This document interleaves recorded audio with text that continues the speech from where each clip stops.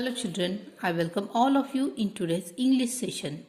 In today's session we are going to start with a new chapter. So let's see the new lesson. We are on page number 42. Lesson number 19, The Ugly Duckling. Young one of duck is called Duckling, the ugly duckling. So let's read the chapter now. Mother duck was really proud of her 6 new ducklings. They were soft, fluffy, and yellow. Such fine little duckling. But the 7th one was very different. It was bigger and its feathers were grey and shaggy. It looked so ugly. All the same, Mother Duck thought, "It's my baby duckling." She loved it dearly. But the other 6 brothers and sisters didn't like the ugly duckling. When it waddled towards them, they turned their backs and ran away. The little duckling would go for a swim every day to a lake nearby. The ugly duckling wanted to join the others, but they didn't want him. They always swam away from him. Swam is past tense of swim. He was left all alone.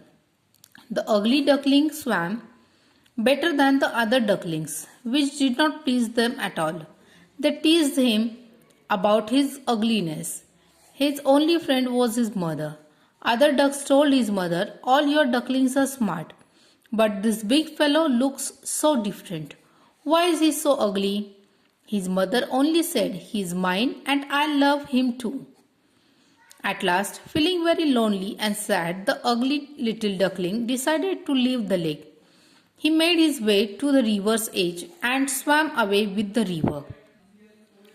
When the poor duckling tried to seek shelter, he found that he was always ridiculed by others. Smaller birds, animals, even human beings poked fun at him. He became lonelier and more miserable. By and by, he grew bigger and stronger. But whenever he looked at his own reflection, he thought, "I look so ugly." He was afraid to look at his own reflection. He hid himself if he saw anyone coming. One day, when he was hiding among the reeds, he saw a flock of graceful white swans swim past. They were the most beautiful birds he had ever seen. How wonderful to be like them, he said to himself. Then came winter, with cold winds and snow. Without any shelter, the poor duckling was frozen in the snow. A kind man saw him. He broke the snow and saved the duckling. Soon it was spring. The duckling had now gained a lot of strength. Again he found his way to the river's edge and swam further away. One fine morning, when he flapped his wings against his sides, he rose high into the air. He flew on and on till he found himself in a beautiful fragrant garden.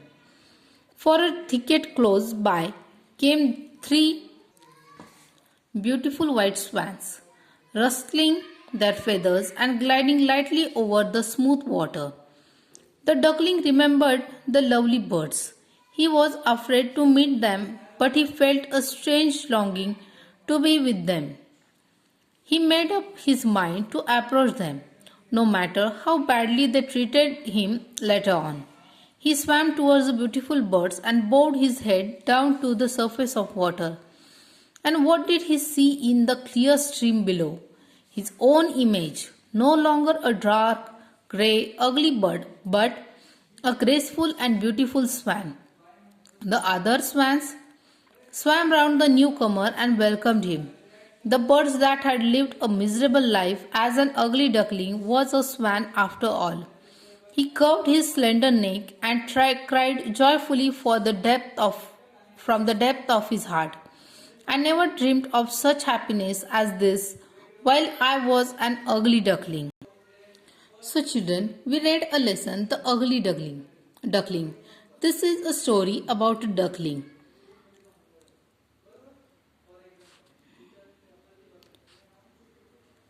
who is looked down upon by others as ugly. He is treated badly by everyone. This makes him feel lonely. One day he decides to run away. He begins to lead a lonely and miserable life. This continues until he finds himself transformed into a beautiful swan. Thus, we see how the little duckling, who is actually a swan, gets more happiness than he ever dreamed out.